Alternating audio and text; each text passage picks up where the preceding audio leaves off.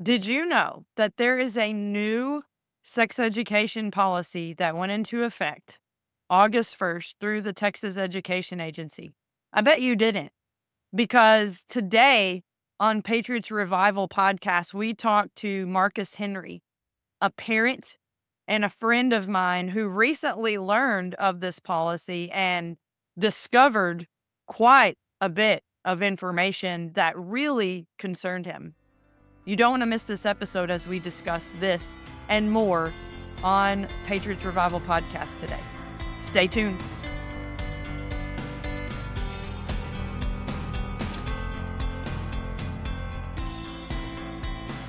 Well, Marcus, thank you so much for joining us on the Patriots Revival Podcast today.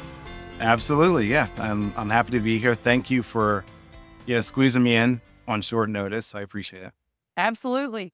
So, we're friends. You actually live in my precinct, and you brought something to my attention and you said, "Hey, Melody, I want to come on the podcast to talk about this." Honestly, I don't know much about the issue, Marcus, but I know that we're aligned usually and with issues. And so I know you mentioned it has something to do with the Texas Education Agency and the sex education policy. So go ahead and tell me and our audience a little bit about that. I'd be happy to. So, as you know, we have the Texas Education Agency, which is effectively a organization that we don't elect, who makes rules regarding how all of the children in the state of Texas are educated, right? When things are supposed to happen, what level of math they should be in, what grade, all that stuff, right? Sex ed is one of the many things that they cover. And just to help me understand, TEA, I know they are not elected officials. They just work for the agency, correct? Yes. Yep. Happy to explain it. So it used to be that in order for a child to be given sex education, right, a parent had to opt into it. Meaning, if a parent doesn't say anything, if a parent does nothing, their child would get no sex education, right?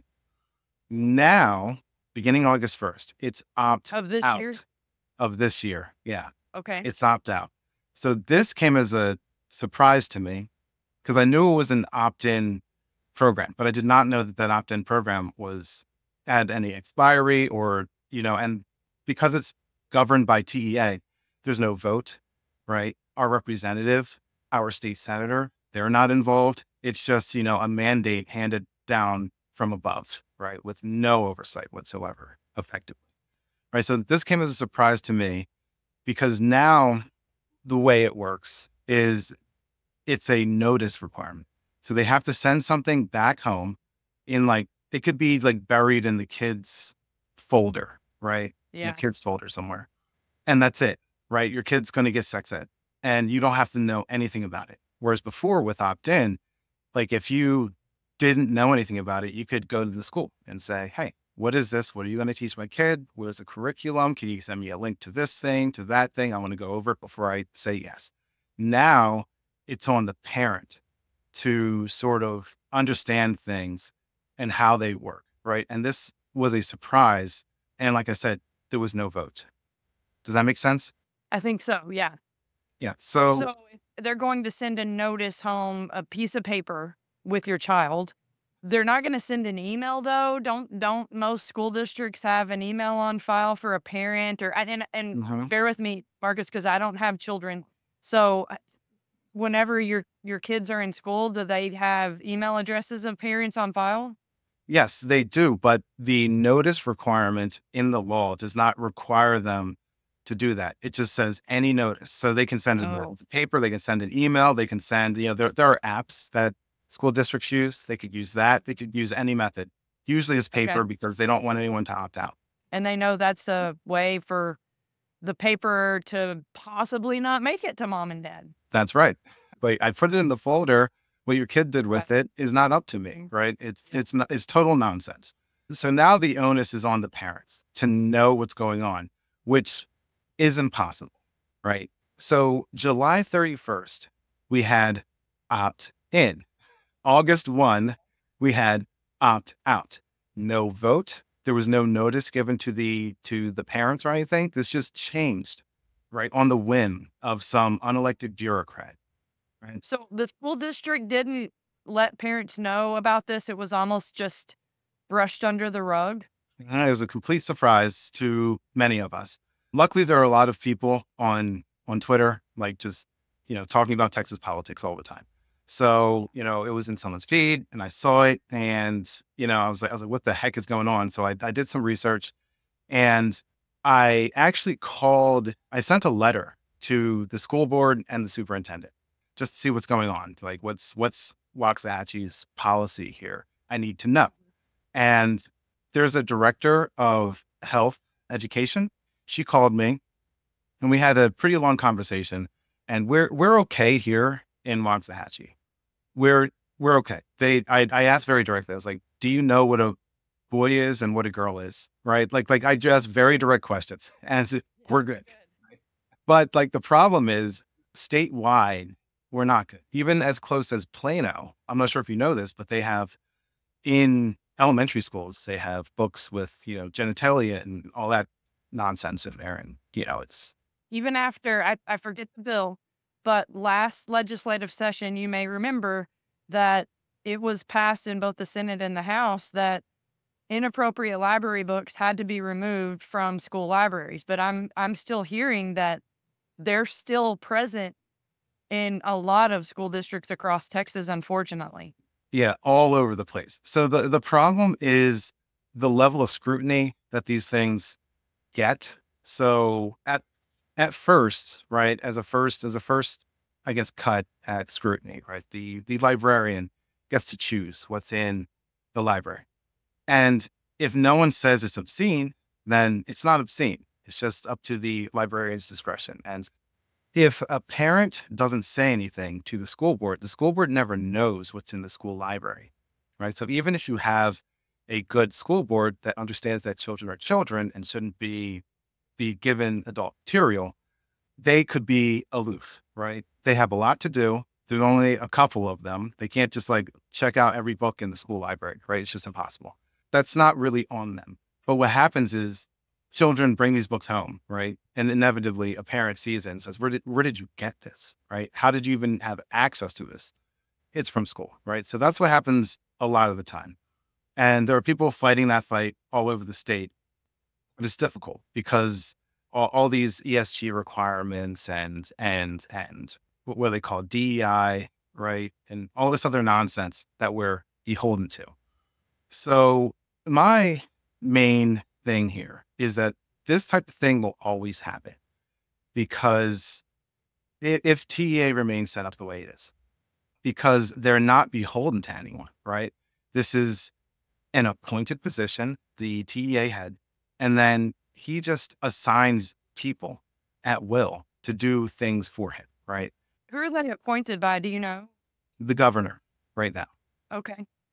So the governor appoints the TEA commissioner, and then the TEA commissioner has a lot of power over parents and children, basically, right? So he then can assign wherever he wants to whatever position, and these people do stuff without even his knowledge, right? It's a giant bureaucracy, right? So the TEA commissioner has assigns who also have assigns who also have assigns who, talk to superintendents, and those superintendents have assigns who also have assigns who then get to principals, right? Eventually. And then that's where your school comes in wherever you live, there's a school that's attached to it, right? And that's where you know what's going on because everyone knows the principal, all this stuff, right? It's easy. But above that is a bunch of nonsense, right? And what happens is they make what they call rules, right? But as I understand a rule, it's just a law that my representative did not write. It's something I have to do, or the government's going to come and harm me and my family, right? So it's a law. So I want to start figuring out how to change the law that says that the TEA commissioner is appointed to make that an elected official. That way we can primary them right? If they do a bad job, in 4 years, they lose their job. All of these things become possible once it's an elected position. So right now, we basically have the TA commissioner, right, is the executive. The TA commissioner writes the rules, and the TA commissioner decides whether a dispute behind the rules goes in favor of one party or another, right? So it's all three branches of government in two hands, which is what people who came before us in the 1700s fought against. It's just King George saying, this is what you're going to do, or I'm going to kill you, right? So that is, I think, unconstitutional. And what I've done so far is I've done a lot of research on how this came to be, how this has happened. And I did actually write a proposed piece of legislation and sent it to Brian Harrison. I've made it available on a website. I can give you the link after this so you can, Okay. disseminate it. We'll But include that in the show notes for sure. yeah, so I'm trying, like that's my goal, because no matter what else we do on the ground, if the TA commissioner can just say, no, I'm not going to do that, right? Because he's a king, then it doesn't matter, right? So the first step here, in my opinion, is to make that an elected position. So then there is some oversight there. Does that all make sense? Yes. Yes. I know you mentioned that you wrote out some proposed legislation and submitted it to our state representative, Brian Harrison. What about to our state senator, Bob Hall? I have not yet. Yeah. Okay. So I would yeah, encourage Brian you. Harrison, I started with him because he has really been sounding the trumpet about TEA and the Department of Education, right, over the past few And he years. was on the education committee in the last legislative session too. Yeah. So he's like, he knows this and I don't. Yes. So I'm Right. like, I sent him a letter, just like, dude, I know this is messed up. Like, don't judge me. Right. So I'll show up to things. I'll workshop this however you need me to clean it up or whatever. Let's just get this done. Right. Right. But that's my goal, right? That's my end goal, is to make it an elected position. As you know, I'm the Blexit City coordinator for Waxahachie, Yep. right? I believe education is one of the most important institutions that we have in this nation, be it homeschool or public school or a charter school or a private school or whatever you do. Education is the most important thing we do, in my opinion. So I'm trying to get materials together to kind of disseminate into the public, saying this is what's going on in education in Waxahachie. Here are the people who are in charge of these different pieces of it. If you have any problems, if your student has any problems, here's the process, right? Just little bits and pieces of information that people can use to better educate themselves and better advocate for themselves and their children, right? So this is kind of part of my desire to do that, right? To do that kind of work in the community. This kind of goes hand in hand with another thing that I believe in, which is the choice, which is school choice, right? But I believe in like true school choice. Right now, the way school choice is being proposed is that you can choose to send your student to any school that you would like to, and the funding will follow. But it does not include homeschool, right? So if you choose to educate your own child, then you're out of luck, is the way I read it, right? And you lose everything. I have 3 special education students, and they get, speech therapy, they get writing therapies, they get all these therapies, right? Inside of school. If I chose to homeschool my children, that would all go away. Why would that go away though? There are many reasons. The short answer is the laws that are written around school choice, quote unquote, say that it has to be a student enrolled in a Texas public school, right? So even if you choose to go to private school, those services go away. Well, I will say it was proposed in the last legislative session and even some special sessions. Governor Abbott kept calling for all these special sessions because he really wanted to get something done with school choice. Well, as you Mhm. know, neither side could agree. The Senate nor the House, they never could come to an agreement.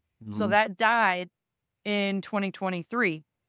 So when you say it's written in the law, since nothing got done in the last legislative session, the possibilities for how this thing could be written, and it will come up. It's not one of the legislative priorities for the Texas GOP, but Mhm.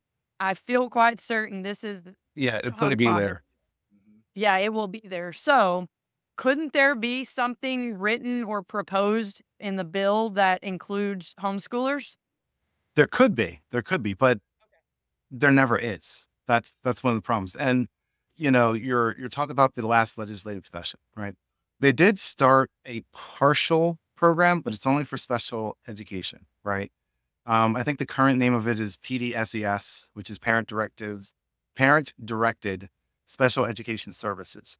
I take advantage of it. Well, my children take advantage of it. And what it is it's basically just a stipend for anything that's special education, right? Outside of school. So a step in the right direction was made. It's a special interest. It's not for the general welfare. So it's probably unconstitutional in that regard, right? It says in the law that your student must be enrolled in a Texas public school. Must be. Okay, I You didn't go to private realize school, that. it's dead. If you do homeschool, it's dead.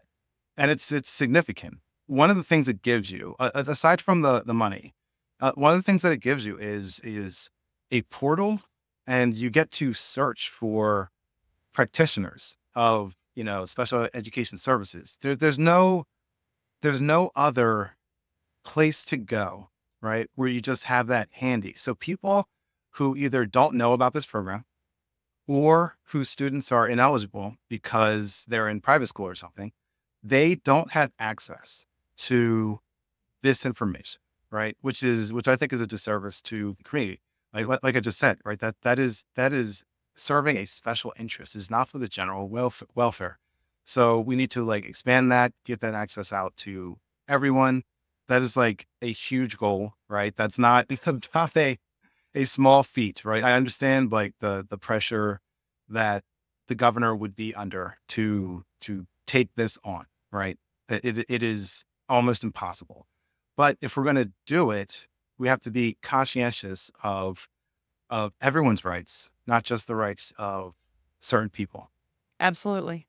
How do you think that needs to be handled as far as communication and information notifications to parents so that they know where to go for these issues or who to contact, as you mentioned, depending on the issue?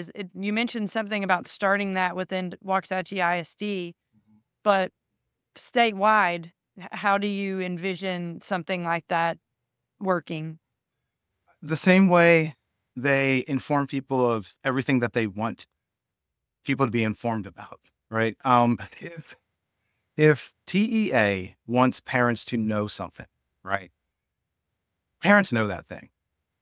They make it very easy. They send a text message, and then they send messages on, several apps, right? They send paperwork home with students. They send letters. I get letters in my mailbox. It's so simple, right? Like if they want us to know something, we know it immediately. If they don't want us to know something, they just shove it behind the homework in the child's folder, right? The problem isn't that there is no way to communicate, right? The problem is that the commissioner, he doesn't care, right? The job is secure. He's not elected, right? He doesn't have to show up to hearings or report to the public, do town squares. He doesn't have to do any of that.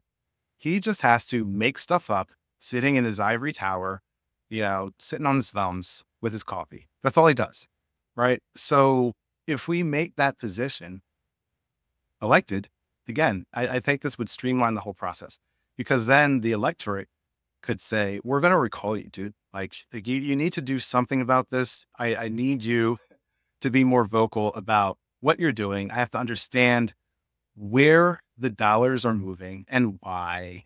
If they're not moving right, you're gone. Right. It's that simple. Yeah. And having that as an elected position, there's accountability, and the accountability comes from the people Yes. who will elect that person. And as you mentioned when you started explaining this, they will send a message at the end of that term if they are not happy with the job that that person has done within that time frame. So, yeah, That's right. really good ideas, Marcus. So when at the beginning, when I talked about, it starts there with making this an elected position, because even now, if a school district, if the people in the school district want something to happen, right, and they go to the principal, they go to the school board, and everyone agrees, right, and they implement something, the commissioner of TEA can just like come down with an iron fist and say, no, that's not how we do things here, right? Which is insane, because the people are the sovereign in this nation. If we I guess I didn't realize until now that the TEA director had that much power. Yeah. Everything that Wow. goes on in the educational system that affects children and parents effectively runs through that office, or one of that office's lackeys, for lack of a better term. We don't So like that term. getting back to the State Board of Education, Mhm. so because those are elected positions, as Yeah. you know. So Mhm. you're saying that State Board of Education, whomever represents us for our region, they don't have any say or any involvement with TEA? Not really. It's that it's Okay. like, they're kind of like sister organizations, right? So like Okay. TBA sort of, governs what children are going to do at school, and the State Board of Education governs, which teachers are competent and how are they going to do their jobs, right? So the Board of Education and the TEA are sort of like hand in glove, but they do different things. Okay. What do you want to say to parents? What do you want to say to concerned citizens about this, as far as what they can do to get involved or push this issue? Write to and call your school board, your superintendent, and then they will tell you the person in your district who is in charge of what's called a SHAC. It is the school health, Advisory and city. council. Yeah, something like Okay. that. Yeah. That organization actually has a lot of power within the school district, right? So TEA kind of says these are the things you have to do, but how those things are implemented, right, inside of the scope of the rule that TEA makes, that's decided by the administrative state that sits kind of between the principal and the superintendent, right, in the school district. That administrative state basically tells all the schools in the district how things are going to go, how they're going to comply with the rules that the TEA makes up off the top of their head without any oversight. Yeah, so definitely do your letter writing campaigns. Those are incredibly important. If it is in writing, it is stronger because there's a record, right? And make sure, when you do send it in writing, you don't just write it up and send it off to the one person, right? Make sure you copy the school board, maybe copy your principal or something, just so that there's some accountability around the letter that you send. Because sometimes what could happen is they could say, "Oh, I just never got it." But if you send it to like four people, I mean, one of you got it, right? So what are you doing about this, right? Like those sorts of lies go away once you do your due diligence. Mhm. So that's what people need to do. And we're gonna go ahead and make that our altar call this week, is for people to really think about this issue, and say again, Marcus, they need to contact their school district, and then they need to contact their they need to find out who the director of their shack is, which is Mhm. their school health advisory council, I Yeah. believe. That is who parents and concerned citizens need to reach out to about these issues. Yes, specifically for sex education. Apparently, the shack kind of runs that. Well, Marcus, you mentioned when we first got on the interview today that you have some information where folks can find this, and we will include that in the links. But tell folks how they can find more information if they wanted to contact you, and you may not want people to contact you, but just tell us how folks can get more information about what you've been referring to today. Yeah. Yeah. People can contact me. That's fine. I'm on Twitter mostly, or X, whatever they're calling it these Twitter. days. Right. Twix. Yep. Twix. I'm at Dreaded Software. Yeah. At Dreaded Software, dreaded like dreadlocks, and then software. Yeah. But my day job is, as data intelligence. So I do software a lot, and yeah, right. So yeah, that's my handle there. You can send me an email. I'm Marcus at marcusahenryjr.com. That's just my name, right? And marcusahenryjr.com. I write about Texas politics whenever the spirit hits me. It's not constant and it's not consistent, but it's there. All right. Well, Marcus, thank you so much for joining us this week. I really appreciate you coming on and educating our audience, educating me, since I didn't really know much about this either. So thank you so much for the information. We really appreciate it. Absolutely. Yeah, this was a pleasure. Thank you so much for penciling me in so quickly. No problem. Thanks, Marcus. Well, folks, I hope that you really got some good information and this opened up your eyes in what Marcus shared about the Texas Education Agency and sex education and all of the lack of communication that goes on within this bureaucracy. So as we mentioned when Marcus was on, our altar call for you this week, if you're a parent, if you're a grandparent, if you are a concerned citizen, we encourage you to reach out to your local school district. Do as Marcus suggested and ask for the director of your school's SHAC. I think it's School Health Advisory Council, Student Health Advisory Council, one of those two. And ask for their information. Send them a letter, send them an email, and ask them to make sure that you are informed of information and policy changes related to your child, your grandchild, or whomever it may be. Each week, we end every episode of Patriots Revival podcast with our favorite verse that's related to reviving your faith and reviving your inner patriot, which is Psalm 119:25, that says, "Though I lie in the dust, revive me by your word." Folks, dust off that Bible. Spend some time with your Lord and Savior, Jesus Christ. That's all we have for you on this week's episode of Patriots Revival. We hope you enjoyed this. We will see you next time. Bye.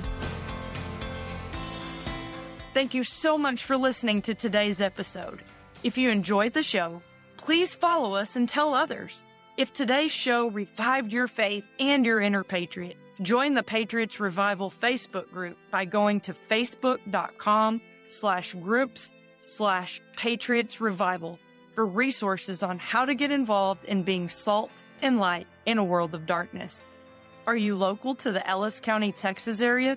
If so, check out the Patriots Revival podcast, The Local Show, for info on local issues, candidates and elections, a calendar of events of conservative organizations in the area, and ways for you to get involved. Finally, if you would like to contribute to the production costs of the Patriots Revival podcast, you can do so through Zelle by inputting info@patriotsrevival.com as the recipient. Thanks again for listening. I hope you have a reviving week.